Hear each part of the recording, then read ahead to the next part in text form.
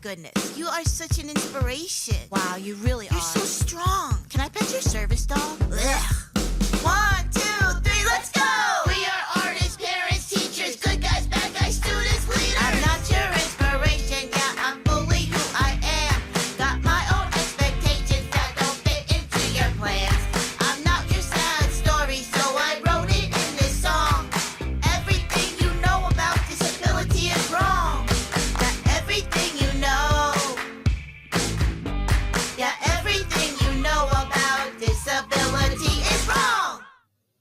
Hey listeners, and welcome to another episode of Everything You Know About Disability is Wrong. Today on the show, we have authors of the children's book, Today My Brain is a Dinosaur, Kyla and Jedidiah Mora. Kyla is a high school teacher with a decade of experience teaching literature, English, and journalism. She's also a published journalist whose recording carried her from local papers in Texas to the USA Today network outlet in Guam. As an autistic kid, she learned how to harness the ways that her brain worked differently from others by reading, watching, and learning, particularly from her parents, who were also educators. Jedidiah never thought he'd write a book. Born and raised in San Antonio, Texas, he has worked in the water industry his entire career, drilling wells and operating pumping stations. As an adult, finally being diagnosed with ADHD put a lot of things into perspective. I relate. And helped him recognize how to best channel his neurodivergent strengths. Jed is happiest when, armed with tools, he's figuring out how to make things work. He enjoys mechanical engineering, off-roading, and audiobooks. Welcome to the show, Kyla and Jed. We're so happy to have you. Thank you for having us. Yes, of course. Before we get into our questions, let's go ahead and do our audio descriptions where we just describe what we look like for our blind or low vision audience. This is Lily speaking. I am a white passing mixed race person with green eyes, and my hair is split down the middle, dyed half blonde, half brown, but it's up in a bun today. And I'm actually not wearing the necklace that I usually fidget with in episodes, so I'm going to go ahead and grab a fidget toy that I will play with. This is a stretchy string of yellow that I'll play with the whole episode. And go ahead, Erin. Hi, this is Erin. I have red hair. I'm a white woman. I have blue eyes. And I'm sitting in my chair in my room. And I'll pass it to Kyla and Jed. Hello, I'm Kyla. I am a white woman. I have short red hair, and I'm wearing a white button-up shirt sitting next to my husband. Hello, I'm Jed. I have brown eyes. I have a oval face, short hair, and I'm kind of a brownish red color. And I'm wearing a gray button-up shirt with glasses. Wonderful. Awesome. With glasses that before we started recording, I thought were a specific, very cool style, and Jed informed me they were safety glasses. So now my note for this episode is that safety is stylish. Yeah. It should be. I try. So, Well, let's get into it. yeah, the name of our podcast is Everything You Know About Disability is Wrong. And the first question we always ask is, what do people get wrong about you? That's a good question. You want to go first? Yeah, one of the things that people get wrong about me is that I'm not serious, or I'm not willing to follow direction. I don't mind following direction and following a directive. I just like to know why I'm doing what I'm doing. And sometimes without that, I seem obstinate and insubordinate. But in reality, I want to understand the reason of things so I can fully accomplish the directive at hand. It's kind of hard to know what people get wrong about me because I have a hard time seeing the way that people perceive me. But I guess the idea that I always I guess that I always want to be by myself, or that I always know exactly what to do, or I've always got the situation fully in hand. I think I come across as really capable. And people tend to interpret that as, well, you're good. You don't need any help at all. So maybe that's something that people get wrong about me. Wow. What like encapsulating experiences of neurodivergence you just described. Like truly, I think that those are two examples that most people in the neurodivergent community, I think, can relate to. And disability as a whole, that kind of like assuming either like hyper independence or assuming insubordination when it's really just like, no, I'm just clarifying. So thank you for sharing that. I think that is, certainly a common thread in neurodivergent stories. So your book, Today My Brain is a Dinosaur, won the Sleeping Bear Press Own Voices, Own Stories award just last year. And what made you decide to enter that competition? And what led you to write your book? I think the reason we decided to enter it is writing is something I've been doing my whole life, writing stories, as a journalist, but also just writing stories for myself. But I have run into the peculiar affliction of people who work full time and like to write, which is that you never actually finish anything. You start stuff and you work on it when you can, but you never actually get it done. And kids' books was not something I had ever really been interested in writing, but I had gone to the Texas Librarian Association conference in Dallas several years ago, and I stayed on a bunch of different publications, emailing addresses, their mailing lists. So I just got the mailing list from Sleeping Bear Press in my inbox one day talking about the contest, and I just thought, that's interesting. It was the neurodivergent authors thing that really kind of caught my eye, because Jed had kind of fairly recently been diagnosed with ADHD, and over the past year or two, we'd been kind of figuring that out and kind of integrating it into our understanding of just our everyday life. And I don't know, I started thinking about it, and I was like, it would be kind of interesting if there was a book about that, because I'm a teacher. I've worked with kids who have ADHD for years, and I've never seen a kid's book about it ever, about what it's like to deal with it, what it's like to be that kid. And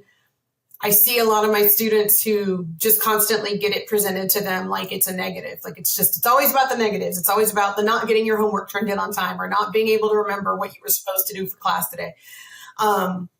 So I just mentioned it to Jed, and I was like, I don't know what you would think about this, but I have an idea. What if we tried it? And he was like, sure, I guess we could try it. So we just started working on it together. I came up with a concept, and then we just worked together on it over, several months until we finally got it to a place where we were like, well, it's more or less done. Let's just submit it and see what happens. So cool. I'm so glad you did submit it. I think that exactly what you shared about there's just not those stories for young kids. And I'll say my experience of reading your book is one that I think is actually a common experience, is like that I couldn't get through it without choking up, because it was so I didn't, until I was reading it, I didn't even realize that I hadn't seen this story before in the way it was described. And I just, I have a lot of nieces and nephews, and I know that my neurological makeup is genetic. So I figure that some of them will relate to the way my brain works. And I am so excited to have this book to share with them. Why? Wonderful. Oh, I'm glad I could tell you that, because I really when I read the book, I was like, I wish I could meet these people. And then we made it happen. So you touched on that you wanted to write a children's book because it didn't really exist. As an educator, Kyla, what do you think is the importance of having that representation at a young age? And then I'll ask Jed, I'd love for you to weigh in on what the experience was like writing something for a young age audience when you yourself did not discover your ADHD identity at a young age. It's really important to have it for kids at a young age, I think, especially because, oh my goodness, the experience for so many kids that experience it, that get diagnosed young, that get put in like special ed classes, or they have inclusion teachers or whatever, it's just constantly negative. It's stop that. Stop doing that way. Sit still. Focus. Why aren't you doing your work? Why aren't you listening? Why are you bothering people? It's constant. And I don't think teachers want it or even mean it to be that way. It just is the reality of trying to manage a group of children. And I've seen it I used to sub for my mom's classes. She was a special education teacher for years at the elementary level. I've worked in a lot of different grade levels, and you just see the kind of that kind of constant discouragement, that kind of like, yes, again, I know, I'm being told again to do this. And I remember one kid, I was bargaining with him. I was trying everything I could do to get him to do his math problems in class. And I crouched down by his desk and I was like, okay, can we do just one? And then you can take a break. And he just had the saddest expression on his face. And he was like, I'm trying. And I could like see in his face, it wasn't working. His ADHD was really severe. It was just, so I think it's really important to see these books, because all the messaging that these kids get from the time that they're young, especially if they get diagnosed young, is you are a problem. And everything that you're doing is a problem. And everything that you're thinking is a problem. And I know from teaching those kids how exhausted they feel trying to communicate to others that they're not trying to be difficult. They're not trying to be a bad kid. They didn't do this on purpose. They actually really wanted to do X, Y, Z. It just didn't work out that way. But after a while, to a parent or a teacher or an adult, it just starts to look like you're just being this way. And you could be different, but you're not. And so I think it's really important for kids to see that, so that they understand like they are not a problem in and of themselves, because I think a lot of kids with ADHD grow up feeling that way about themselves. Yeah, I think that's so important. And it actually brings up a point that I believe we talked about this in our episode with autistic author Lauren Melissa Elzy, talking about how we were talking about it from the perspective of autism, but I certainly think it relates ADHD wise, of that exactly what you described. When you as a kid are constantly like the problem, especially in a classroom setting, it's really easy to internalize that and then live life as an adult who thinks that anytime there's a problem, it must be them. And that's something I certainly have had to learn in my like unmasking journey, is that like, oh, I'm actually not responsible for every bad feeling in the room. And I think a lot of kids that felt that way growing up do end up like, that's a form of like trauma behavior. So I think that's really important. Jed, I'd love for you to weigh in on that, like the experience of writing something for kids as someone who didn't get diagnosed until adulthood.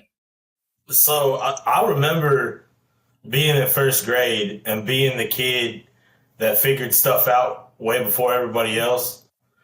And from first through third grade, I was the problem child, because they tell me to do something, I would do it, and I had nothing else to do. There was no other outlet of energy for, a first grader, second grader, third grader. I remember the anger issues that's in the book. I remember that. I remember smashing another student's fingers in a desk because I had no outlet for any of the energy. I remember telling stories about my parents to administrators. They thought my dad had a drinking problem. You are the worst. But after my father passed away, it ended up, the ADD changed in a way, because you had the trauma of losing a parent and then the trauma not growing up with that parent. My father was a very good influence. And so losing that male influence in the home really changed things. So then once I got to a teenager, my thinking was different than everyone else's. My way of seeing things was different. And so I would be seen as a irresponsible kind of wild child that would not be serious, wouldn't be taken seriously. So I'm going to give you a little story about my hair. My mom cut my hair like this one summer because she thought I had lice.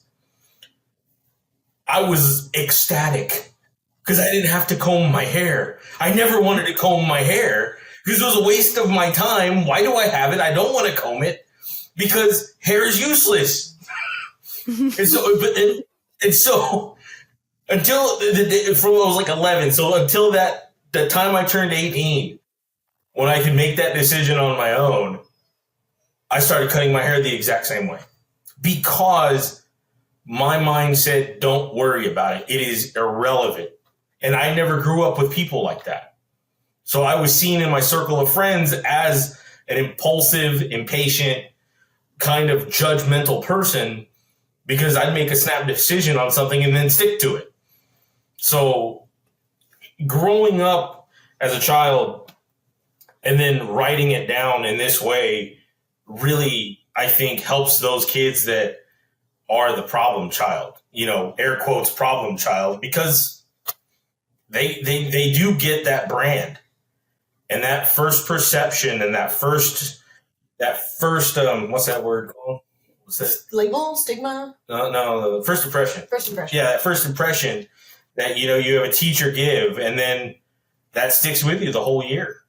And you try your best to overcome it, but it's not you. You can't adjust that. You don't literally have the hardware itself is malfunctioning, and you as much as you want to import the software, that is your parents, your teachers, societal indicators of how to behave. You can't download it into the hardware because the hardware itself is messed up. So poor kids, man, they just kind of get the short end of the stick because the adults are like, dude, this kid. And you feel for the adults at the same time, but the kids, they don't know how to communicate. And so writing this was really, I hope, helps them to kind of be like, this right here, I'm a dinosaur today. You get it? Yeah, like that language is really important. I think about like the movie Inside Out, and like I've seen my nieces and nephews like use that language, like like anger is doing something like that, and it's given like just made it easier for them to talk about that. And yeah, certainly like and the different examples in your book, like I could so viscerally, like I wanted to go back and give my young self the language of like, your brain's just being a submarine today. That's all. It's okay. So I think that's amazing. And there's definitely something about like, in my experience, like metaphor as a neurodivergent person helping explain the world.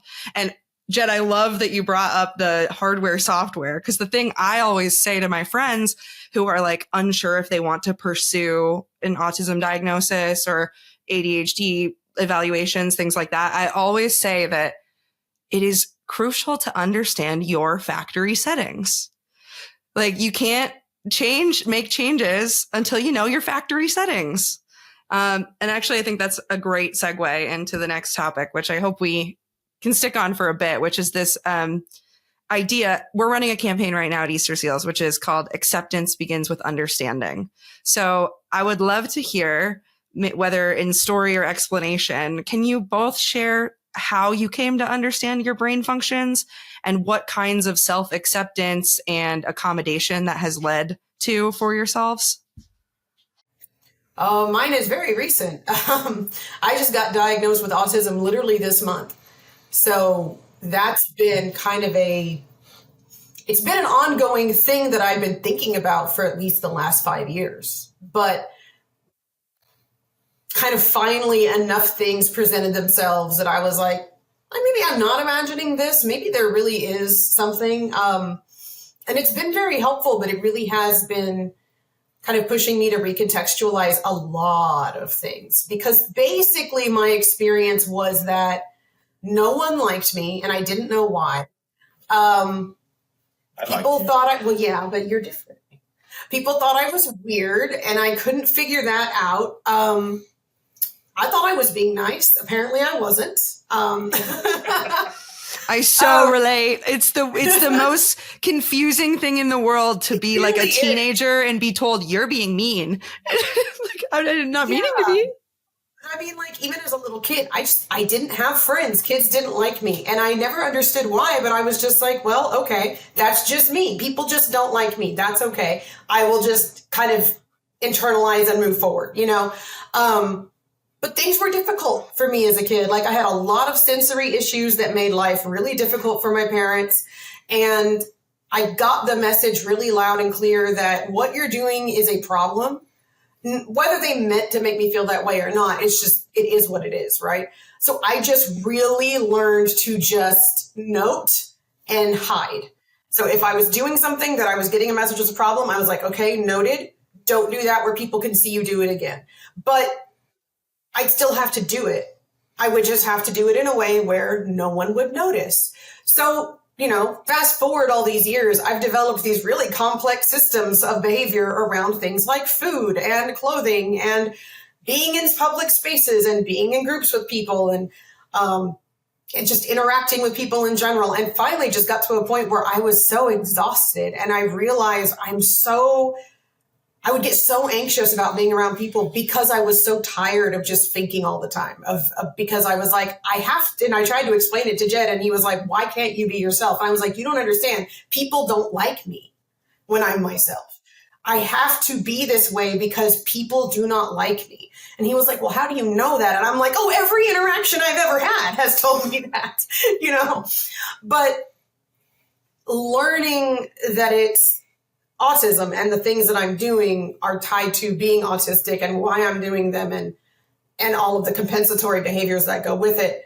It's kind of opened the door for me to start trying to, as you were saying, going on the unmasking journey where, you know, now I'm just being straight with people and telling, you know, I've had people ask me, you know, are you okay? What's wrong? And I've been able to be like, no, actually, I'm fine. This is just my face. I was like, I actually got diagnosed with autism recently. If I look blank or serious or upset or whatever, nothing is going on. Absolutely nothing is going on. I'm just trying not to fake smile all the time, you know? And honestly, I've got better responses from that than anything else where they're just like, oh, okay, that's interesting, you know? So but it's a process. It's really a process. And being married helped me a lot because I learned finally I had to communicate certain things. Like, you know, when I would have a bad reaction over a plate of food and, you know, Jed's like, what is happening right now? Or why are you doing that exactly? And I'm like, oh, I didn't even think about the fact that I was doing it. Okay, well, let me explain. You know, so having him to have to explain all this stuff to first helped a lot because it helps you realize it's not normal, but it also helps you realize like, okay, and it's fine. It just is what you do. And so I think it's made it a little easier for me to get a little more comfortable about trying to kind of recalibrate all of my relationships with people through that lens, including my family, which is an ongoing process. So, but that's been my fun times. But it's been really helpful and I'm really, really glad that I went through it all. Definitely. I'm glad you're giving yourself the space to acknowledge that, like, it's difficult when you have to recontextualize your entire life. Like, oh yeah, it's hard. there's some grief in it that doesn't get talked about so much of this, like maybe, and I see Jed, you're nodding, that kind of like grieving the like neurotypical version of yourself you thought you were like presenting or whatever it is. So I'm glad you're making space for that so early in your diagnosis. Cause I think that I was diagnosed in my early 20s and I think I was so like wanting to swing the pendulum away from negativity that immediately I was like, being autistic is amazing. And it's awesome. And I accept it. And I'm going to be an autistic advocate immediately. And I didn't really give myself space to be like, this is hard. And that kind of reared its ugly head a few years later. And I had to give myself space for that. So I'm impressed, honestly, that a month into diagnosis, you're giving yourself the space to feel those things. Oh, I think the biggest thing has just been, it's allowed me to realize like I wasn't bad or just wrong exactly. Like, I mean, cause it's rough. I mean, when you spend, you know, over a decade of consistently getting the message, no one likes you. No one wants to be around you. No one wants to talk to you. Like, you know, after a while, you really start to be like, well, there is just something about me that is a massive problem. And I can't figure out what it is for the life of me, but I'm just going to keep doing what I'm doing. So I got very comfortable with being independent because I literally thought to myself, well, they're going to dislike me anyway. So I might as well just do what I want, because no matter what I do, it's going to be wrong. But yeah, it allows you to kind of look back at yourself and be like, no, you weren't. You were fine. Like, you were fine. You just didn't understand. You weren't speaking the language everyone else was. And that's really what it was. Like, that's really all it was. You just didn't speak the language and they didn't speak your language. And now you can kind of give yourself a little bit of a cushion and a self-understanding, and not constantly be beating yourself up, being like, what's wrong with me? Why don't I care about this stuff? Why don't I get along with people that easily? Why do I have such a hard time understanding why people care about this thing and I don't understand it? It's okay that I don't understand it. I can give myself a break and not spend all my time being like, what is wrong with you? You know, I think that's the big thing. I'll let you explain. Mine? My what? I talked a lot. It's your turn. What am I expressing? What was the question? The question is kind of expanding on this idea, this concept of acceptance beginning with understanding. So how has your understanding of yourself led to self-acceptance, or actually also, I know in pre-production you shared some things about in your relationship, like accepting Kyla's needs as well, and that idea. Well, one of the things that I've come to accept is that the hyperfocus that I have, and the hyperfocus situations that I get into are not a detriment, because I used to see them as a detriment. And because of that hyperfocusedness, it would lead into addictive tendencies. So those addictive tendencies also stemmed from trauma that, it was kind of a cascade of effects. And so one bled into the other that bled into the other.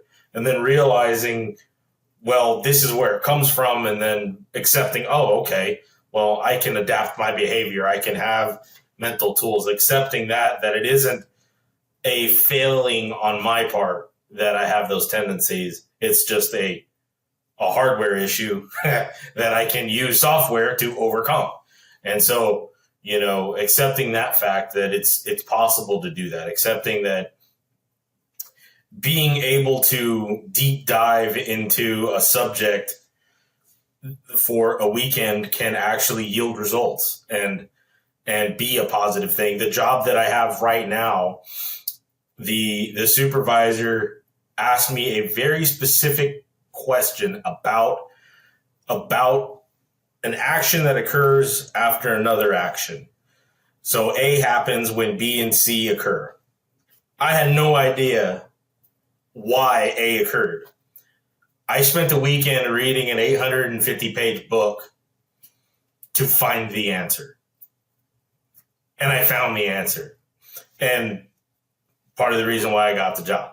So that is a positive thing. That is something that I have accepted about myself, that having that deep dive, having the ability to focus on that is okay. And then conversely, on the downside of the ADD and the bipolar, and that is, some days my brain's a dinosaur and I don't care. I just want to chomp on stuff and not do anything worth anything. And that's okay, because some days you just need to have that. I'm going to brag on him just a little bit too, but also I have legit reason to do so. Because one of the things that I see in my students too that have ADHD is that they all believe they're not smart, like almost across the board. And they're almost all of them really smart, but they are convinced they are not. And one of the things that I've enjoyed seeing as we've kind of worked through this is getting him to realize how very smart he is. When he's always been like, I don't know anything, I'm not a smart guy. And I'm like, okay, yeah, well, that's not true, because you can be over here rattling off information from a technical manual that you read 3 years ago, immediately apply it, look at something and solve a problem like that. Everybody else is still standing around staring at it like, what? I'm just like, there's so many indicators that I'm like, but I think dealing with ADHD, you learn very quickly on, I am bad, I am dumb, I am slow, I am this, I am that. And it's such an unfair thing. So that's another thing I've enjoyed seeing is him starting to realize like, oh, hey, yeah, no, I'm kind of smart guy, which he is very smart. Thank you. You're welcome. I love and supportive relationships. Yeah, and I love, like, also, you know, a lot of people don't think that a disability and symptoms of a disability are anything positive, like, ever. It's always every symptom is terrible. And it's like, no, because I have anxiety pretty bad, and that, I think, is bad at work some days, but other days it's like, I see and hear everything, and I'm very attention detailed because I'm afraid to mess up or something. And that has really helped me in my job. And even, you know, like, I have muscular dystrophy, and I've had that my whole life, and I think it has made me a better person. And that may be, I don't know, controversial to say, but I do think having a disability does at times make you more empathetic to other people and accepting of diverse people, and that's like awesome, you know? Yeah, 100%. Yeah, I'm gonna brag on Aaron now for a second. That like, what is anxiety has created an amazing ability where, like, I feel like your brain so quickly can think through like future situations. So when it comes to, like, we work on a brand marketing team, Aaron is phenomenal at being like, I think this phrasing could be taken as this. And I know it's because you're like running all the anxious scenarios in your brain, but it's a skill. And yeah, I'm so glad we got to this point, because yes, no disability is a walk in the park, but there certainly are beautiful trees. Mm-hmm. Absolutely. Oh, I love that phrase. I just made it up. It's going to go into marketing. That's going to be on market. That's on a t-shirt. I just didn't know how to end it. And I was like, well. It worked. So I want to jump to a slightly different topic. And this is a question for Jed. In our pre-production poll, you mentioned that your journey in understanding your sleep apnea, as well as your ADHD, how has that discovery impacted you? The quick answer, it has impacted me positively, extremely positively. The elaborated answer is that my ability to set goals and follow through has improved tenfold. There were those addictive tendencies I mentioned earlier. I've been able to implement plans and overcome those things and still, maintain a path of recovery for that. I've been able to get my GED. I've been able to understand why I think a certain way or why I catastrophize in a certain situation. It has allowed me to handle stress so much better. And would you elaborate on how it has helped me handle stress? Oh, goodness. I mean, I guess the best way I can think about it is think about the most tired you've ever been and think about how you felt when the smallest thing went wrong. And that was Jed all the time. He was waking up 80 times per hour. So he was never getting more than 45 seconds of sleep at a time, uninterrupted. You shouldn't be here. We still don't know how he's here. And that had been going on for years and years and years. So normal people on a bad night of sleep, we're irritable. When stressful things happen, we struggle to handle it. we're like, man, let me sleep and then I'll deal with this, but this was his day-to-day operation. So small things could be huge. Big things could be catastrophic. Like just to the point of just, I'm retreating. I can't deal with this at all, and understanding why all of that was happening was a big thing. But also now that you're able to sleep, your brain actually has the ability to actually just deal with anything, whether it's something small, like I can't get this app on my phone to work, to, oh my God, my dad's in the hospital.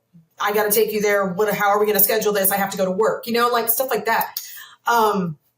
It's been enormous. And also being able to manage your own emotional response to things and being able to gauge whether or not that emotional response is appropriate in the situation or not. That wasn't something you could really do. It was just all or nothing. It was either on or off. Yeah. Because that's all you can do when you're sleep deprived. Your body can either do it or it can't, but it can't have any kind of moderation in there at all. There's just no way. So back to what Kyla was saying about the amount of sleep I was getting. I used to be an active water well driller. Now that is a very physically demanding job, but it's also a very mentally demanding job because, with most hands-on work, you are literally eyes on the task, right?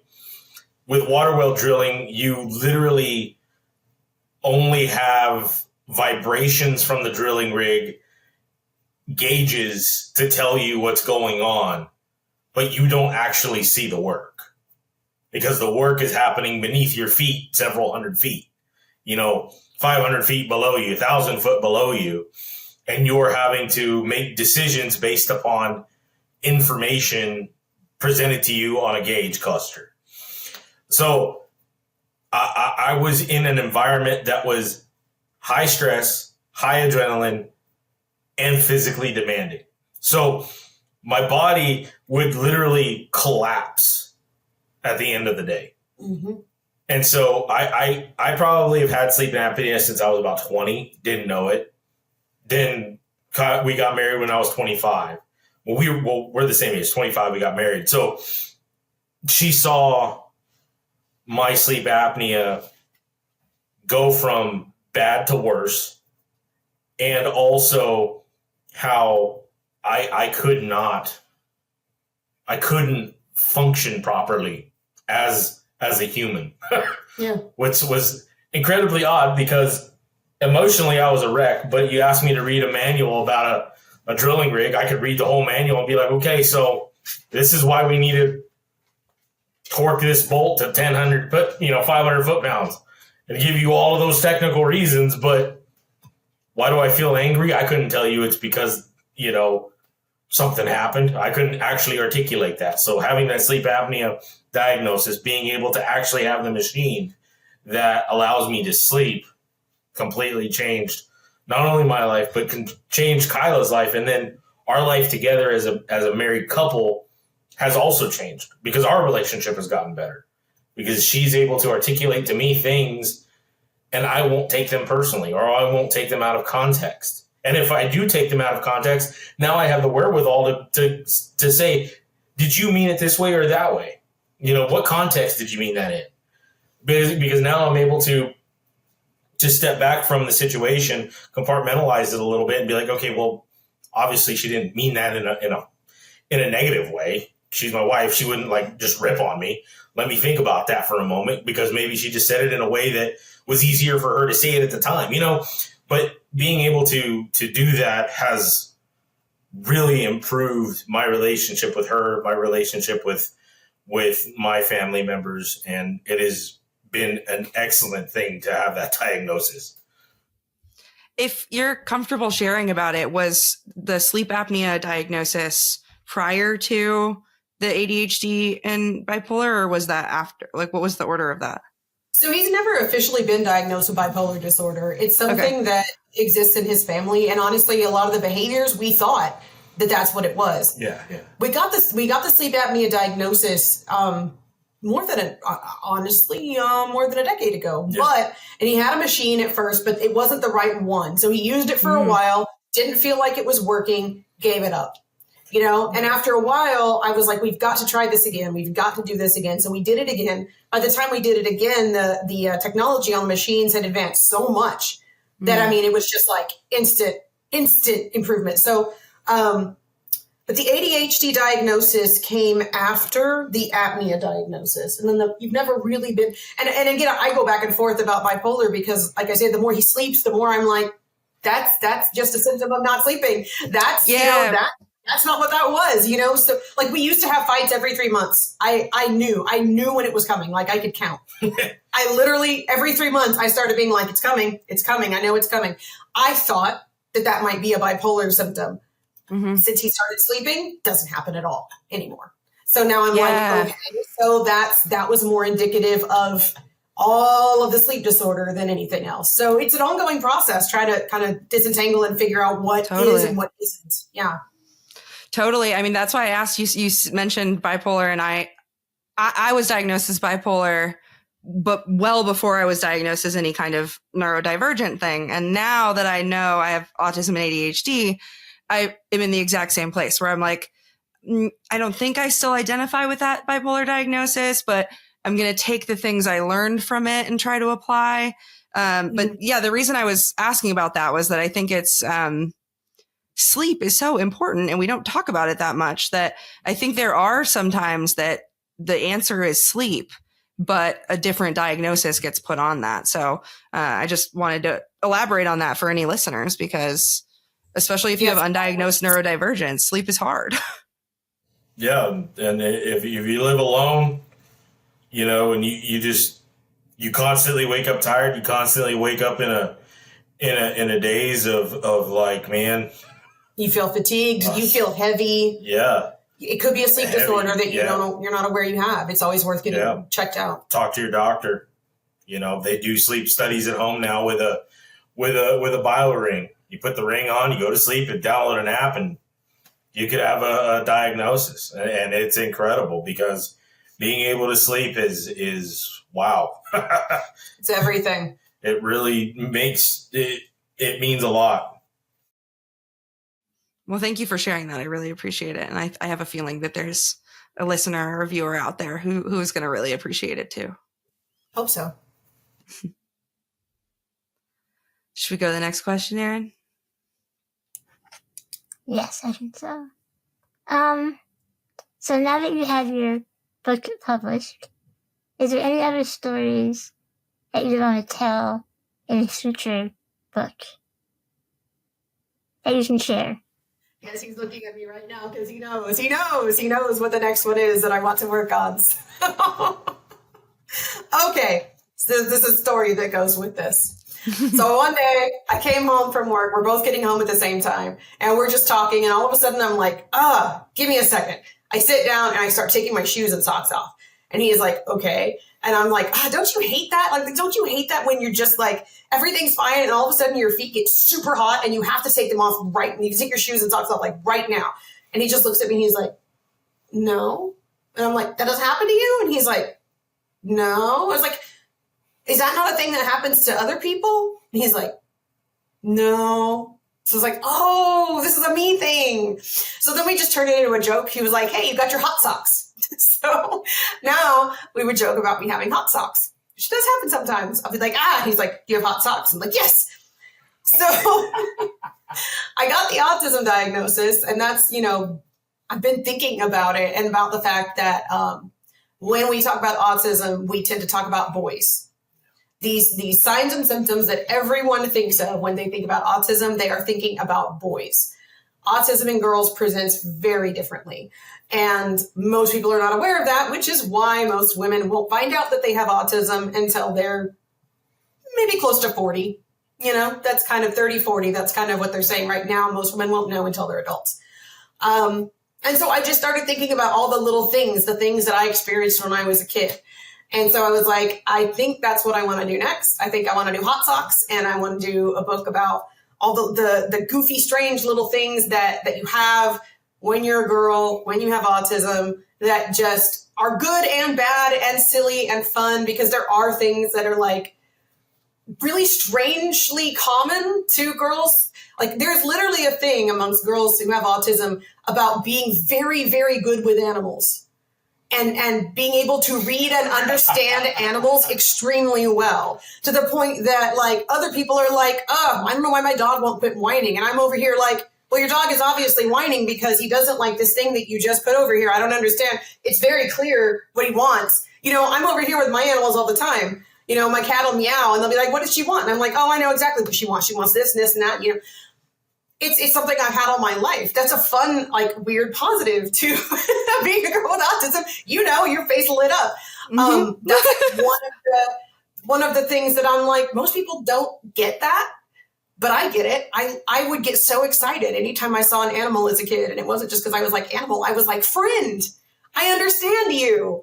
I would feel like they were talking to me, you know, like, yeah. And it's one of, again, so kind of like we did with Today My Brain's a Dinosaur, we kind of want to do it about being a girl with autism. And again, the downsides and the upsides, like the fun things, the interesting things, and the stuff that's not so good, you know, like, I mean, like my obsession with books, where I had all my books everywhere and I loved my books and my books went with me. And, you know, so I have a lot of books, but I also don't have a lot of friends, or like having, like good feels, like being really sensory focused and like textures and fabrics and things that you love. And you always want to have soft things around you, you know, that's great. But at the same time, you also have things like, really bright lights and sounds and like going fast. It's just like super overwhelming, and not being able to explain all of that stuff. Again, coming back to the, like, this is a thing that I have. Other people don't seem to understand, but it is what it is. So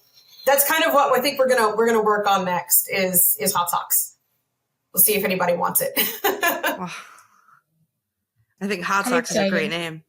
I know, right? Wouldn't you pick it up? I would. Yes, totally. I want to be like, why are the socks hot? I will now pick this book up. So.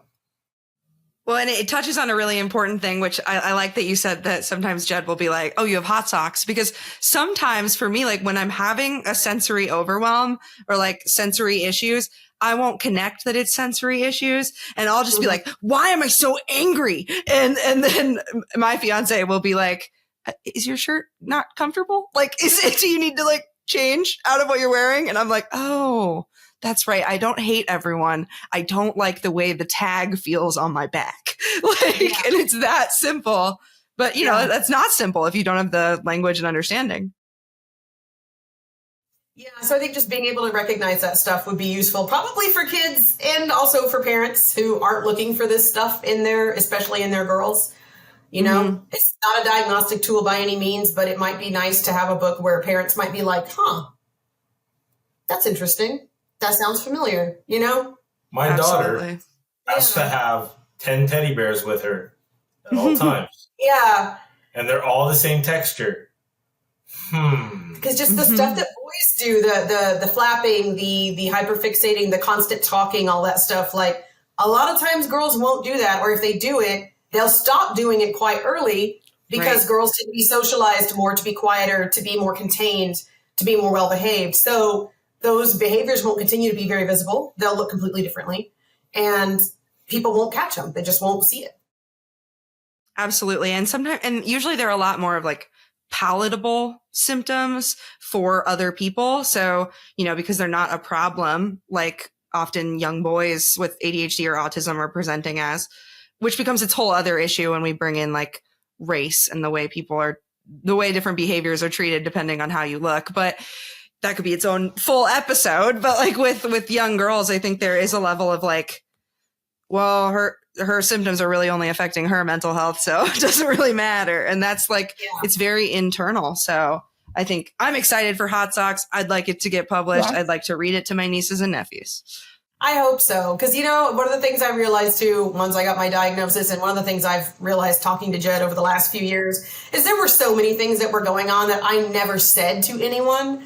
And I just assumed they knew. I don't know why I assumed they knew. I guess I just thought I was experiencing it. Everyone experienced it. Or I knew this was happening. Everyone must know. And just realizing over the years that I'm like, oh, I just never told anyone that. I've been dealing with this thing for my whole life. Did I ever actually say out loud, this is a problem for me? No, I probably didn't. I don't think I ever did.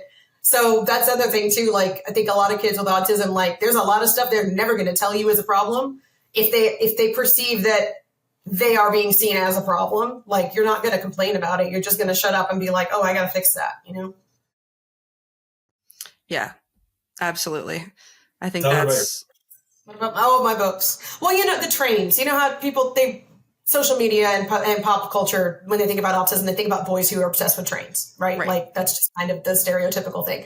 So when I was getting diagnosed, I was talking to my doctor about it, and I was like, you know, that's like the one thing that I don't see in myself. I don't see the hyperfixation on something that I got like really obsessed with and like would always talk about. I was like, I didn't do that. I didn't have trains, you know?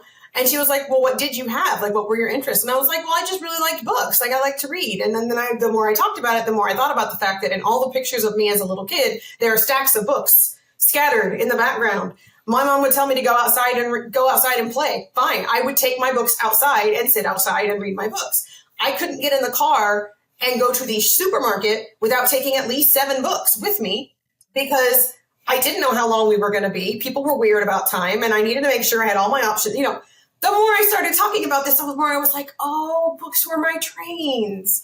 And she's like, yeah, and that's probably why nobody noticed, because it's not weird for kids to like to read. So it's not all that strange. Everybody was just like, oh, that's just her and her books. She was like, substitute any other thing in the space for books, and it would have been immediately apparent. Fossilized poop. It would have been apparent. Anything, and it would have been immediately apparent. Dinosaurs. Yes. Like, it would have been immediately. Yeah, dinosaurs, you would have been stereotypical almost. It would have been. Exactly. It would have been obvious. And, when we got married and we moved for the first time, I moved so many books. And I was like, do we have to take all of these? And she's like, yes, we do. Okay. And then you would ask, you'd be like, well, why this one? I would have a full detailed explanation about why this book and why it goes with this book. And I put these books together because of this. And then I put these books over here. And these I've had, it can go on. And so, yes, you know, when they spell it out for you, then you're like, oh, that was really obvious. Oops. So her classroom has more books than her library. No, it doesn't. No, it doesn't. The library has more books than my room. Have you counted? No, but I know that it does. I just have a lot. That's all. I don't have more. So she is the second library in school. That is true. What lucky students you have. Oh, yes. Man. Her students, see, that's what's great about her as a teacher, is that because of her love of books, she has a library for her students. And is it that you read a book and you ask them to also pick a book to read? Like, you guys read books? They're reading throughout the year. They're reading whatever they want, and we do assignments with it and stuff like that. And it's really awesome to see her take that love, that passion, that desire, because she reads in front of her students. Yeah. That's so nice. She sets the example. And she reads. And again, back to what you were saying, Erin, people only see these things as negative, these symptoms as negative. Right. But this symptom is a very positive thing, because who said the general, the one I like? Oh, General Mattis. Yeah. Yeah, there was a quote that you got from me. It was, if you have not read hundreds of books in your lifetime, you will be functionally illiterate. And you will not succeed because your own experiences are not enough to sustain you. I put that on a poster in my classroom. It's a really good quote.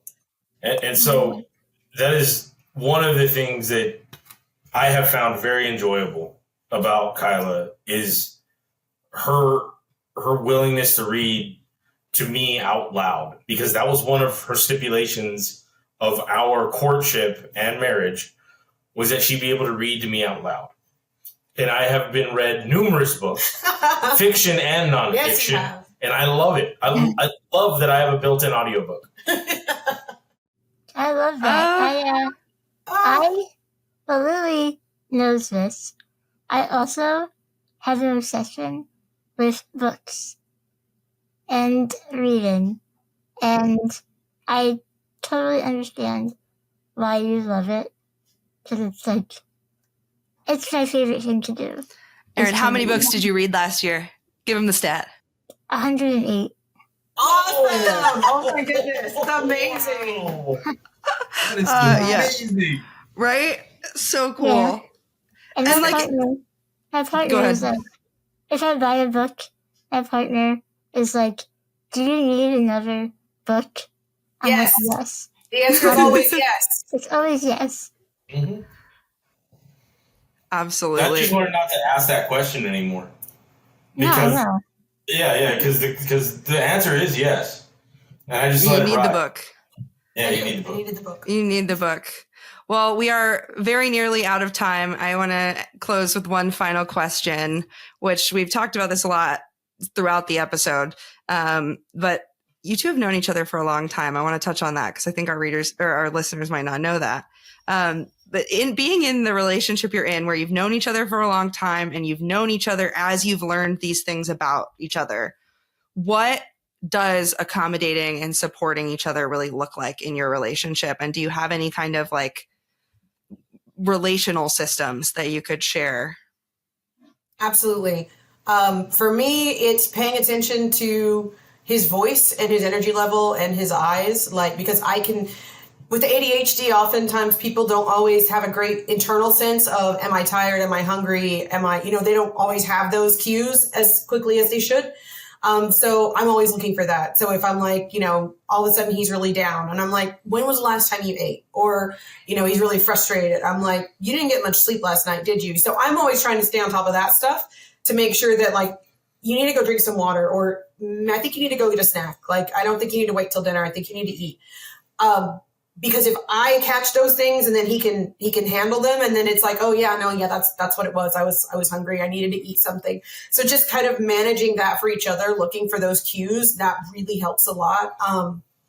I try to keep him on a good sleep schedule because I know that that's an issue. So getting after him about getting to bed on time is something I'm constantly doing, but it's important. I'm always the person who's like, did you take your medicine yet? And he's like, yeah, did you? And then I'm like, oh wait, no, I didn't. So we're staying on top of each other about stuff like that. One of the things I really appreciate about Kyla is her understanding that sometimes, and it's something that I'm still working on, will continue to work on, is the snappiness that I individually have. There'll be certain circumstances where a situation will develop that reminds me or is very similar to a previous trauma. And I snap at it. I snap at it. I react in a very defensive posture. And the way I act and the way I respond is not loving. It's not kind. It doesn't show her the proper respect and dignity that she deserves as my wife. But because she understands and accommodates for the fact that, no, there's trauma, there are underlying issues that influence that behavior, she's willing to overlook them. She's willing to forgive them. And I truly appreciate that about Kyla, because she's very understanding. He also reminds me to put my earplugs in when I start looking stressed out, or, go get your lotion. You're fidgeting. Do you need something? Do you need so he's really good about that too. When I start getting a little bit stressed out, like, do you need to go step outside? What do you need to do? You want to get your earplugs? Stuff like that. So that helps a lot too. I think it's so beautiful. And I think that you bring up such an important topic that I'm happy we're like closing with, which is that, like, it's with like Western therapy talk, which is really wonderful. And we've learned a lot of things. I think sometimes we forget about disability and accommodation. And like, I know that I totally relate to what you're saying, Jed, of the, like, especially when I have pretty intense meltdowns, and like, I have a lot of shame around the fact that I think my behavior and the way that I sometimes act during a meltdown, especially towards my partner who I love so much, could very easily be written off by someone who has no understanding of my disability as toxic. Right. And for so long, I viewed myself as toxic. And it really has been being loved by someone who can almost immediately clock when I'm in a state of meltdown. And at that point, like, once I'm in a state of meltdown, Brian's not even like listening to the actual words I'm saying. He's doing exactly what you two just said, and like getting me water and bringing me an ice pack that I can put on my neck to kind of like shock the system, and bringing me my stim toys. And it's real love. And I think that it's funny that the disabled population often gets thought of as like not romantic, because I think that honestly, like disabled love is some of the most beautiful and romantic love out there, because there is so much like, I want to know you and I want to help you. Like rather than I want to help this like idealized person. Right. You know, and I met Kyla through her sister's graduation, and we'd hung out in the same circle of friends. and she had told me she had fibromyalgia that first time we'd met. And then we didn't see each other, 3 years? Yeah, 3-4 years. 3 or 4 years. It was at a rodeo in San Antonio. And I asked her, how's your fibromyalgia doing? And I was just floored because I'd only had like 2 conversations with you ever. And I was very used to people not really paying attention to me anyway. Like, I was like, okay, you're here to hang out with my sister. Like, you're having a perfunctory conversation with the little sister. That's nice of you. Good for you. So yeah, when he was like, how's your fibromyalgia? I was like, how do you even remember that? What? I was floored that anyone would even remember that I had said that, much less years later bring it up and be like, oh, hey, yeah, how's that going? Because it's not something people want to talk about, even if they do remember it. So yeah, that was definitely something that I was like, something odd about this guy. It's interesting. Major things I remember great. So, you know, her love for Shakespeare when we were dating, I think really endeared her to me. And because I would listen to her ramblings about Shakespeare. And because she loved Shakespeare and I loved her just talking, she's like, this guy really likes me. So, you know, that's one of the systems that we definitely have, is to listen. Because Kyla doesn't always talk. She's not a very talkative person. Her mother, amazingly talkative. Very talkative, yeah. But when Kyla has something to say, I do my best not to change the subject, not to bring up a peripheral thing that reminded me of something, because she has been, you know, the social signals her whole life has been, you're not liked. Well, if she's 2 sentences into a subject that she's passionate about, or she's interested in, or that she finds important, and I change the subject, I'm sending her the exact same signal. What you want is not important. You are not important. And so if she has something that she wants to talk about that is important to her, I do my best to listen through the entire conversation, or the entire amount of information that she wants to divulge and to display. And I do my best to ask her follow-up questions, the things that she might not have thought of, or things of that nature. But that's one system we use, is to reinforce that she is loved and her opinion is valued and her viewpoint is valued by listening. I love that. That's very romantic, by the way. Yeah. Like, so beautiful. I'm so glad we had you both on the show, and what an amazing conversation this has been.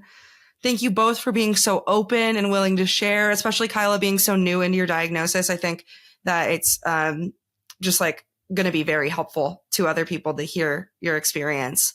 Their book, Today My Brain is a Dinosaur, is out now. We'll link in the little description of this episode where you can get that, and stay tuned for hot socks.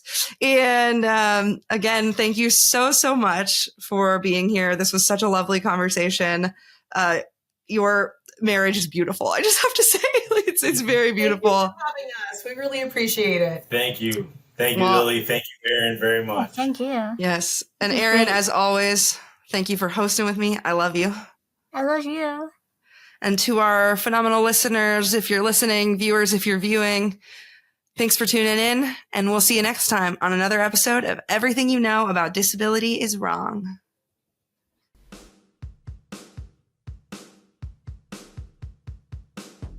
If you liked what you heard, go ahead and subscribe and leave us a review wherever you get your podcasts. Thank you to our listeners, and as always, thank you to Easter Seals for giving us the space and resources to share such authentic conversations from within the disability community to our listeners.